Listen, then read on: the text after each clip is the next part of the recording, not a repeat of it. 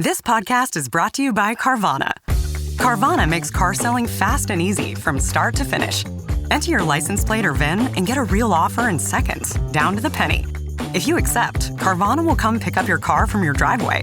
Or you can drop it off at one of our car vending machines. Either way, you get paid instantly. It's fast, transparent, and 100% online. Car selling that saves your time. That's Carvana. Carvana. Pickup fees may apply.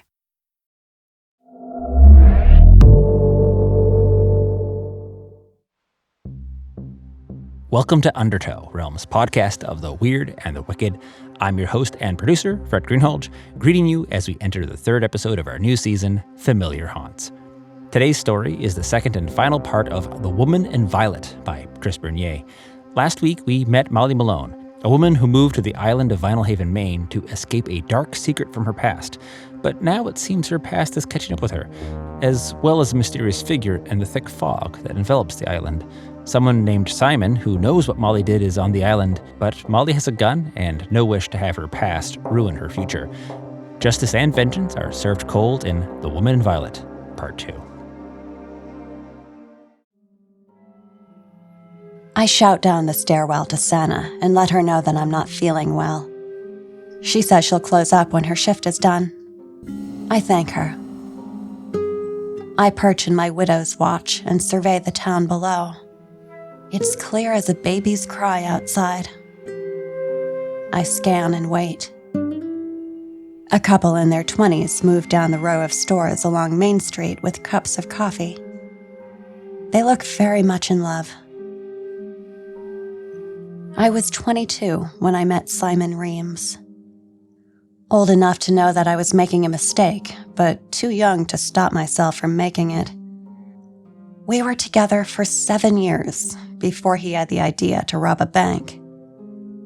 We were Southern California desert kids, grew up under similar circumstances as the broken products of low-income environments, with all the ugly things you can imagine. I was a bartender at a luxury resort. Simon was a musician, a really good guitarist. I met him when his band was playing at the outdoor pavilion of the hotel where I was employed. It took me 2 years to realize that the band, Walking Stick, moonlighted as a petty crime outfit. You would have been fooled too. They were young surfer guys playing reggae and roots rock, singing of love and harmony and living a true life. It was all bullshit, but they believed it. Fancied themselves as slack-jaw Robin Hoods. It never worked for me. I'm the daughter of 2 lifelong criminals, and both of my parents are still in Chino, I think. Once I figured out what Walking Stick was up to, I tried hard to bail. But Simon would find me, promise me he was done with the band and all that crime shit. Months would go by. Dry, long days of no direction and dwindling funds. And then Simon would disappear for a few days, return home with a wad of cash. He was mostly breaking into pharmacies and working with dirty doctors to funnel pills to paying customers. In addition to the 2 parents in Chino, I lost my big sister to an overdose when I was 16. So yeah, no. I quit Simon and cut him off after the 3rd time he went missing on a job like that. I moved out of our apartment, found a studio in Van Nuys, got a bartending job at an old Hollywood studio adjacent spot. Felt empty and alone and missing the desert. Missing Simon, too. When he showed up and ordered a rum and coke, he was dressed in a suit, holding a small bouquet of white hyacinths. Fucker. I let him back in. And things were good for a while. I got him a job as a valet at the same bar I was working. After a year of that, we launched our own event planning company.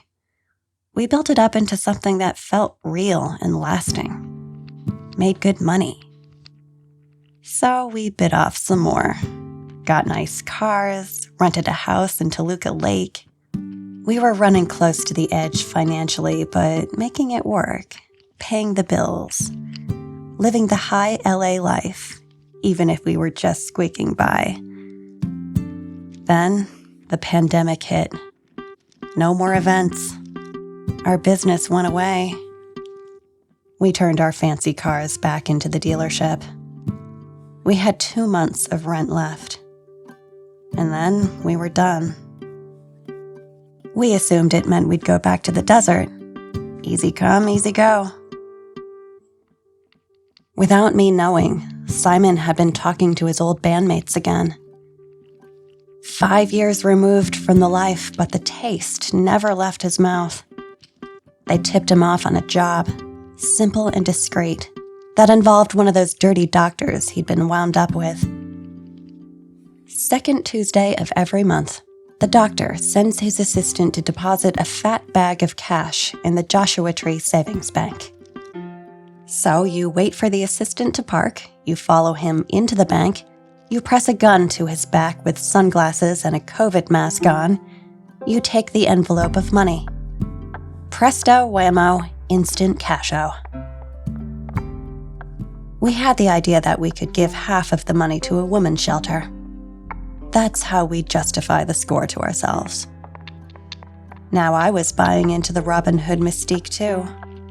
Simon would grab the money as soon as Dr. Dirty's assistant entered the bank lobby. I'd be waiting in an idling rental car across the street. We knew all the roads out of the desert. We'd stash dirt bikes and work our way over remote terrain. The cops out there didn't have choppers. They'd never find us. We'd make it. We'd get away with enough money to help some women and float ourselves through to the other side of the pandemic. That was the idea. We felt good and cool. We weren't at all prepared for how badly things would unravel around our heist. My phone buzzes on the floor next to me in the apartment. It's the unknown number. I answer. "Hi," I say. "Is that you, Simon?" I hear him clear his throat. "Hi, Rita. Or should I say, Molly." "How'd you find me?" "Well, you always liked islands. That was the dream, right?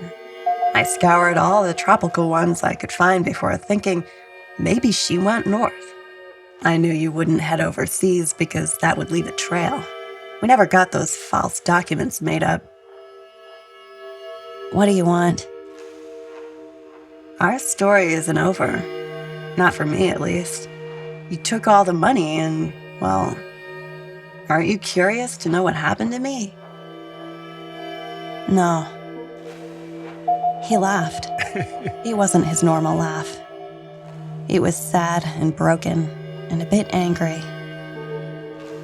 "I'll come by later," he said. "Don't, or I'll..." I trailed off. "Or you'll what? You'll call the cops? Doesn't look like there are too many of those on this island. Besides, they're still looking for you in California. You never did any time. You'll be happy to know that I haven't involved the feds. I just want to..." "Leave me the fuck alone," I say, and I hang up the phone. I pick up the revolver. How bad a man has he become? "You never knew how bad a man he was in the first place," Rita reminds me. "You saw him kill her, the woman in violet. He didn't have to kill her, but he did anyway." She's right. He wants his money. He wants to see me. After all he's been through. Last I heard, he was serving 30 years without parole. He's a twisted mess of yearning and resentment. Us meeting could go a lot of ways, but if he wanted to hurt me, he'd have just broken into my apartment or snuck up on me as I was walking home from Merle's pub. I don't doubt that he still loves me because, in a way, I still love him too. I love what we were. But I know that I have to kill him, and it won't happen easy. I wait until I hear Santa lock up. Give it 10 more minutes before I pull on my worn, dark brown leather jacket. I snake my belt through the small of back gun holster and fit the revolver in it. The jacket's big enough on me that you can't tell that I'm packing heat. Rita never liked guns. Saw them too much as a kid. Heard them often and up too close. Caught some glass shards in her right eye from Daddy's target practice that sent her to the emergency room. Night vision never worked the same. It's time for a drink with an old friend.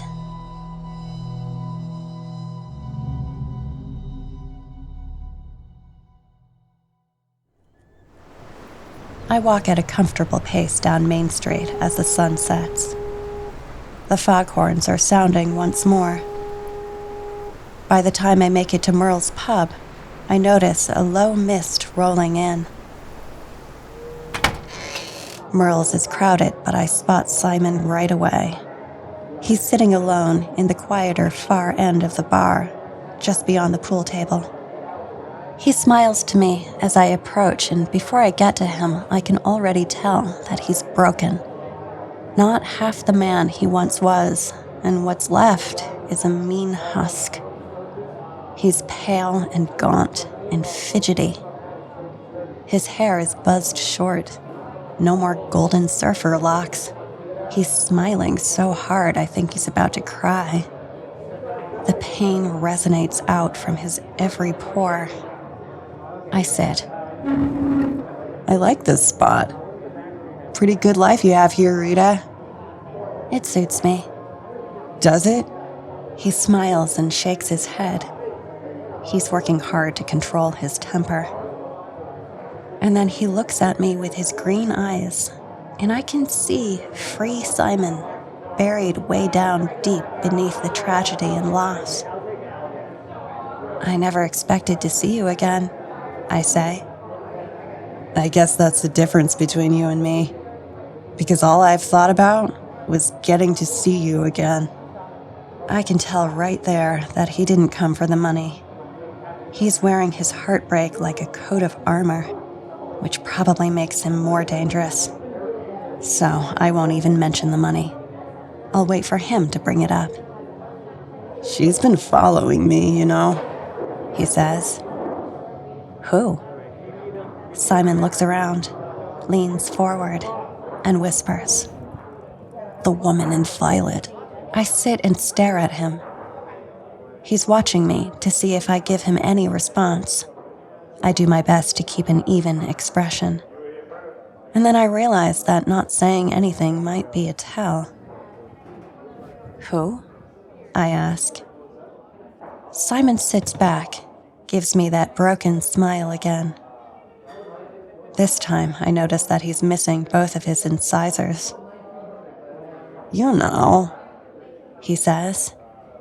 You know. The woman you killed. I killed her. You could have helped her if you really wanted to, but you didn't. You left her for dead. I didn't leave her. I left you. Technically, I left both of them. The heist was set to happen as planned. Simon was wearing sunglasses, a hood, and an N95 mask when he crossed the road from where I was parked. We'd seen the dirty doctor's assistant pull into the lot next to the bank. He was writing up the deposit slip behind the wheel of his SUV when Simon got to it. He lingered down the block and waited for the assistant to enter the bank before rushing in behind him. I was keeping a lookout. The street was largely empty. But a moment later, a bus pulled up and a woman stepped off 2 doors down from the bank. She was wearing a bright and vibrant violet dress. "Don't go in there, don't go in there," I said to myself as I watched the woman from across the street. She was fishing in her purse for something. 2 gunshots sounded as the woman in the violet dress approached the bank's entrance. Its doors swung open and Simon ran out, clutching the money bag over the bullet wound that he'd just taken to his stomach. He ran straight into the woman. They were both startled. I watched them tangle as Simon attempted to run away, but the woman held on to his legs. Blood was slicking out from the wound in his gut. Simon pointed his gun and fired 2 shots into the woman's back. He ran, almost collapsed as he was crossing the street to meet me. He threw the money bag into the driver's side window where it landed in my lap. I could hear sirens approaching. I kept looking to see if the woman would stand up, but she was still as a stump.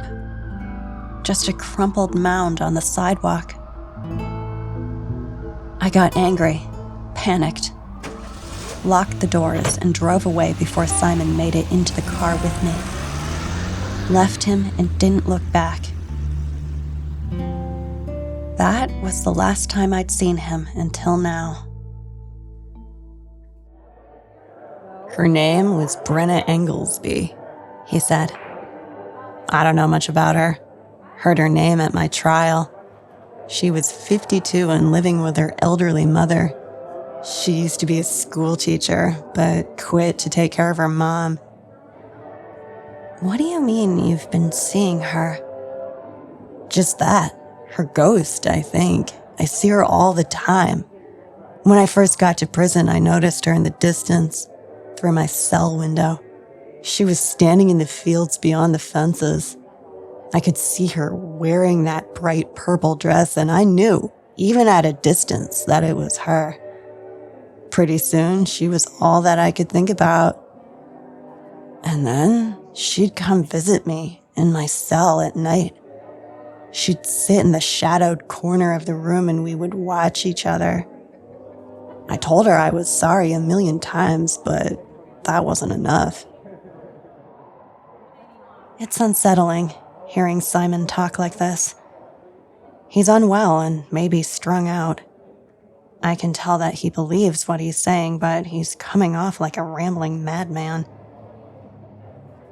"Have you seen her?" He asks me again. I just stare at him, waiting for him to get to the point that's driving our reunion. I want to know why he's here. I want to make him leave. "You have seen her," he says with a smile. "She's how I got out of prison. She guided me, showed me the way to escape. I could hear her whispering in my ear every step I made. Showed me how to get into the drainage system, where I could find a car. She came with me on the ferry yesterday." I nod. I'm not buying the bullshit. Simon is playing a game and trying to evoke sympathy as a way of getting my guard down. I'm not biting, but I don't want to put him on his heels. I pretend to wipe tears from my eyes before asking him, "What do you want?" "She helped me get free so that I could help her get free." "And how would that work?" "I wasn't thinking when I shot her. Just got freaked out. And now, our lives..." Simon reaches out and takes my hand before continuing. "Both of our lives have been ruined. Look at me.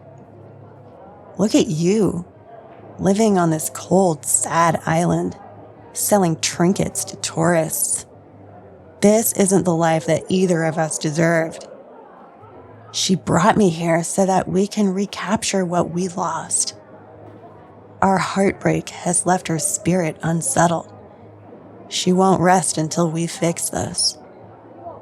I pull my hand back slowly, smile and nod. I wait for Simon's breathing to calm down. "We aren't getting back together. I like my life here, so I'll make this simple.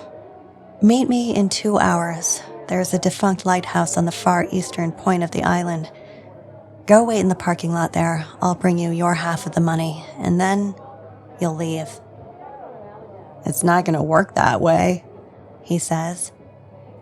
It has to work that way.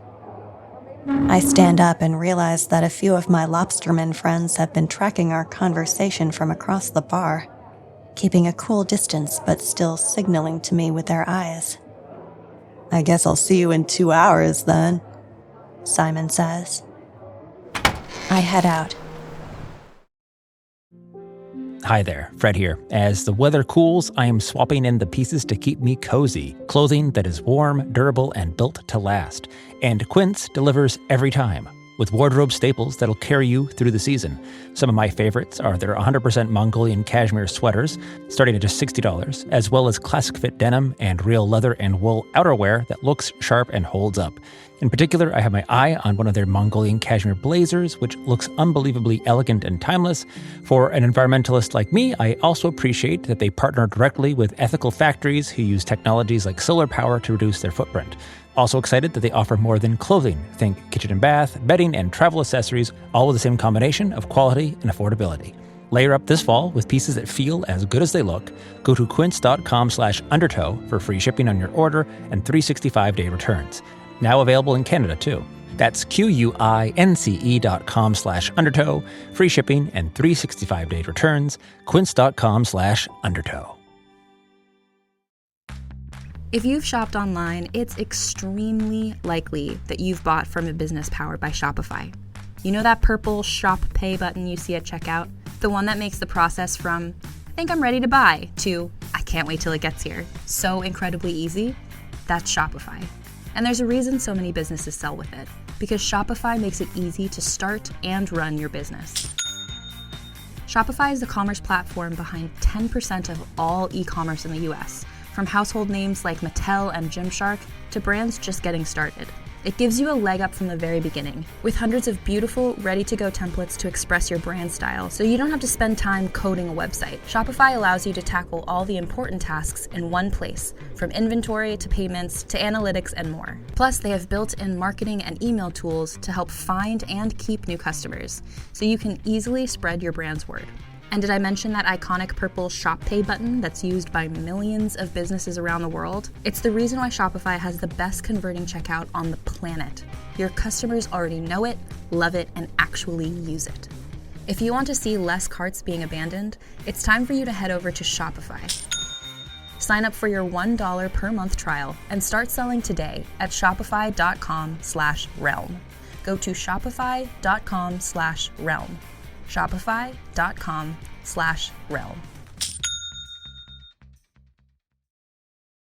Fall is my favorite time of the year, and whenever it comes around, I'm making sure I'm bringing out my softest blankets, I'm making my favorite soups, really any excuse to use my immersion blender, and just generally making small adjustments in my day-to-day life to reflect the coziness and inherent transitional nature of the season. I love switching things up this time of the year, and that can include updating your makeup look. From a simple just gotta get out the door routine to festive fall glam or maybe even a Halloween look, Thrive Causemetics is your go-to for completing any fall look. Plus, every product is 100% vegan, cruelty-free, and made with clean, skin-loving ingredients that work with your skin, not against it.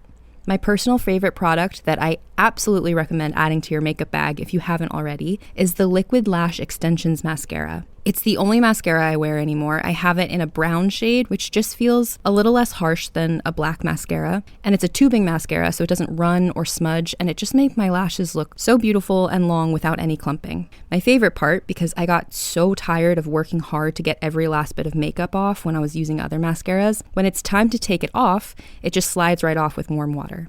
And something I love about Thrive Causemetics is that purchasing their products does more than enhance your own glow. With every purchase, Thrive Causemetics makes a donation to numerous causes, and they've given over $150 million in product and cash donations to more than 600 giving partners, so it really is beauty with purpose. Whether you're doing a total overhaul or just making the tweaks in your life to feel in line with the season, complete your fall look. Go to thrivecosmetics.com/thrive for an exclusive offer of 20% off your first order. That's Thrive Cosmetics, CAUSEMETICS.com/thrive. Veer around the side of the bar and wait there for a couple of minutes to see if Simon is following me. The fog is sitting on Main Street, just as thick as the night prior. I can make out shapes, but little else. Luckily, I know my way home by feel. Simon isn't coming after me, but I take the dockside path back to the shop, just to be safe. It's a zigzag route over piers and down alleys, around piles of netting and stacks of lobster traps. I'm halfway back when I hear a howling sound coming from behind me. I turn and see it, a brilliant flash of violet dancing through the swirling mist. It rises as it speeds towards me. In a blink, I'm enveloped in the radiant light, bathed in purple. The world around me takes on an electric violet hue. And then, the color becomes so strong that it overwhelms my vision. I fall to my knees as it pierces my senses. I see. Brenna Englesby is wearing her favorite dress. She smooths down its wrinkles as she runs her hands over where it falls on her legs. She climbs from the bus under the morning sun, pulls a deposit slip and check from her pocketbook as she approaches the bank. Simon rushes out. He's smiling. He's got a wild look in his eyes. There's blood flowing down from his stomach and over his waist. He doesn't care. He grabs Brenna and shoots her, discards her like a doll. Darkness. When I open my eyes, I'm in a prison cell. A group of men are forming a circle around Simon. One of them is reading from a large old book, covered in strange markings, triangles intersecting circles and celestial shapes. They tattoo a shape into Simon's back. It looks like a crescent moon with two lines running alongside it. The man with the book is speaking words. Simon's wild eyes glimmer in the candlelight as the others observe. I'm holding Simon's hand. He's wearing his prison scrubs and covered in dirt. I can tell that he's been crawling his way out of the ground. I lead him in the direction of a set of train tracks and attempt to drag him into the path of an oncoming locomotive. But before I can sacrifice him to the rail, he pulls his hand free, stands a few feet back as the train bombs past him. I float just above, looking down at Simon. He watches me and he laughs. We're on Vinalhaven and the fog is milk soup. I can't see anything, but I stay in front of Simon. He follows my violet dress. There, up ahead, a shape. I watch myself as I arrive back at the general store. I cower with Simon in the blind of an alley, gazing up above the mist wall to where I see myself, standing in the widow's watch and looking out. The color lifts. The cool bite of the pier's tar paper deck reminds me of where I am. I sit up and the violet is gone. It's still plenty foggy. I look at my watch and realize that I've been out for almost 20 minutes. I continue to weave my way over the harborfront and sneak to the back door of my shop, letting myself in. There's no sign of Simon. I have a little more than an hour before I'm supposed to meet him. I find a 6-inch Captain knife with a wooden handle in the display case next to the shop's checkout counter.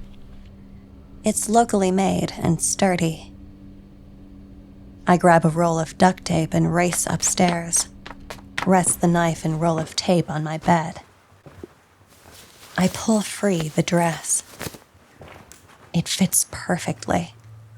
Its long sleeves end in ruffled fringes that are just loose enough around my wrists. I sit in a chair against the wall and say, "I'm sorry." Rita is sorry too. She said it a long time ago, more than once. I've forgotten so much. Brenna Englesby whispers, "Help me." And I know I will. We'll help each other. "Give me your strength," I say aloud. I feel a burning sensation in my chest. It's not painful or bothersome, more like a driving certainty. The power washes over me. I look down at the violet dress and smooth the wrinkles with my hands where it's falling over my legs. I take the road slowly on my drive out to East Point. Visibility is nil. I hug the white center line on the road, and when the line fades away, I guide myself off the edge where the dirt meets the asphalt. I roll up the dirt drive to the lighthouse. I can see that Simon's already there.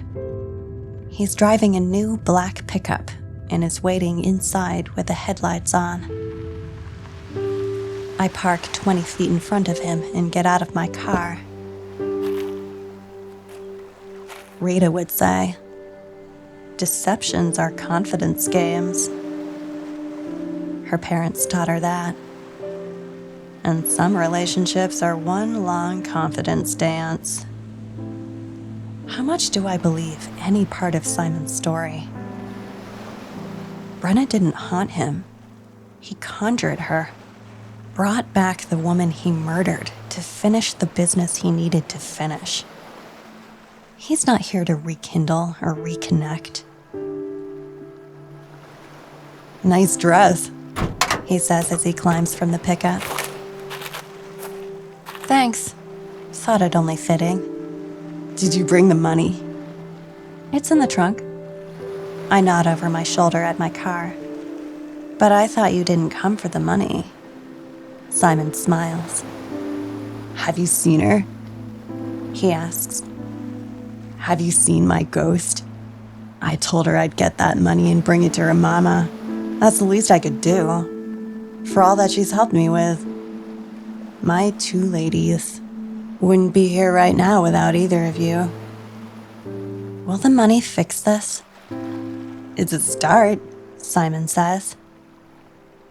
He lowers his brow and nearly growls the words.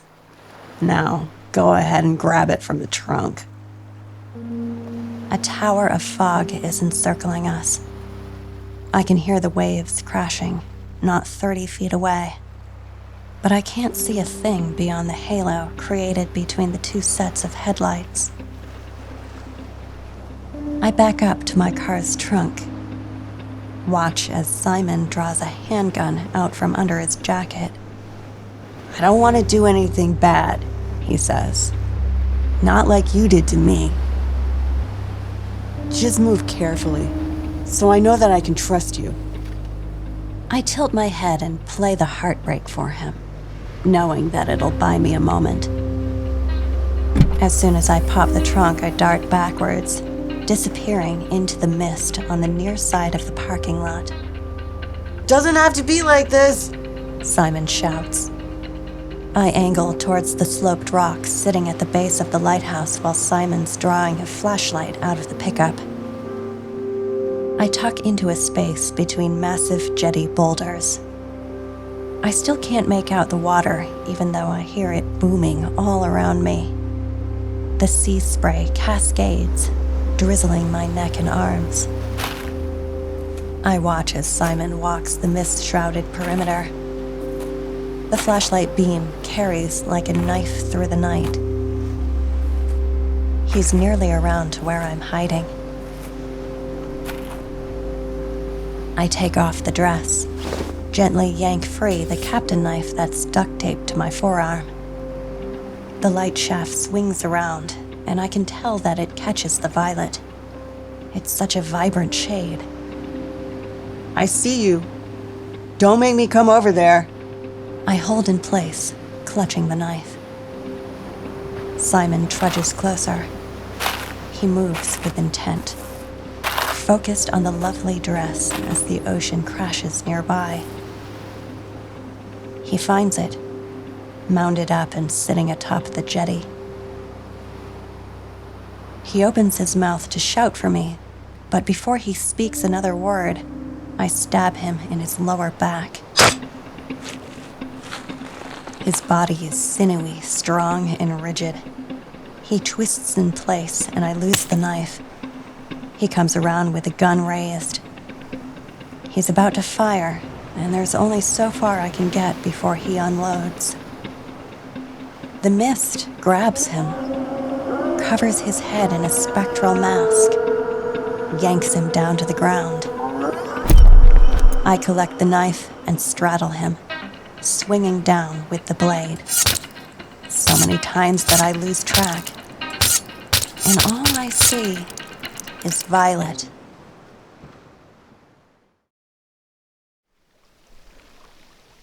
When I wake up, I'm naked and freezing, covered in his blood.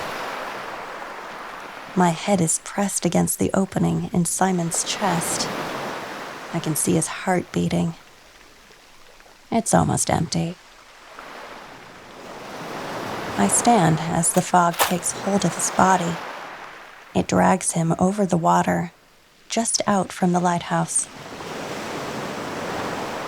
I tremble and cough as I watch him glide over the surf. The fog presses him down. His body crashes into the water and is yanked into the black depths, where things are left to be made eternal. Simon is gone. I clean myself of his blood in the midnight sea. Its cold rips through my body. But once the dress is back on, I feel warm. Rita would say, "You can't really escape where you're from." Brenna tells me that's not true. We're safe to be who we want now, here on Vinalhaven. It's a quiet island, a place for outlaws. There isn't much in the way of law enforcement out here. So, I keep the dress in the bottom drawer. You never know when the occasion might call for it.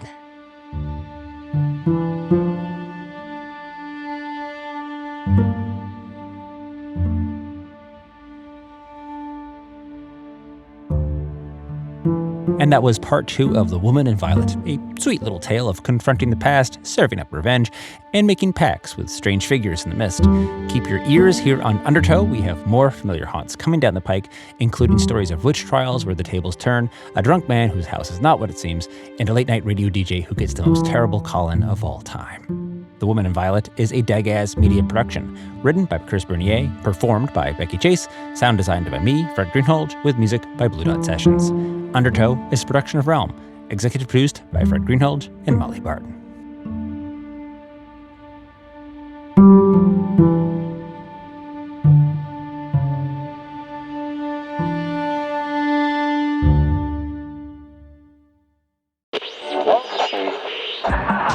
Are you looking for your next spooky-themed podcast?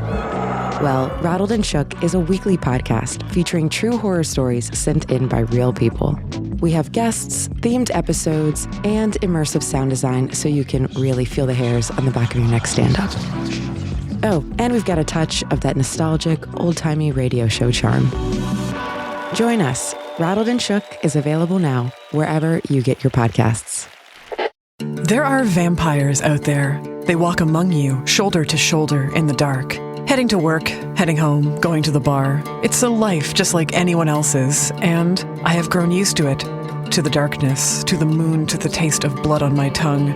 But vampires are dying out. We are a fading kind, and I am the first one created in so long, and that is a dangerous thing to be. Those who came before me, elders of all stripes, they do not want to see our kind gone, and they will do anything to keep their power. And for myself, and for Grace, who created me, that is a sword that hangs above our heads. And the worst person of all carries our secret, and he will use it however he sees fit. Who do you look to when things are at their darkest? From the creators of Parkdale Haunt comes Woodbine, a podcast about monsters, dreams, and changes, those you want and those you never saw coming. Season 2 arrives September 24th, distributed by Realm.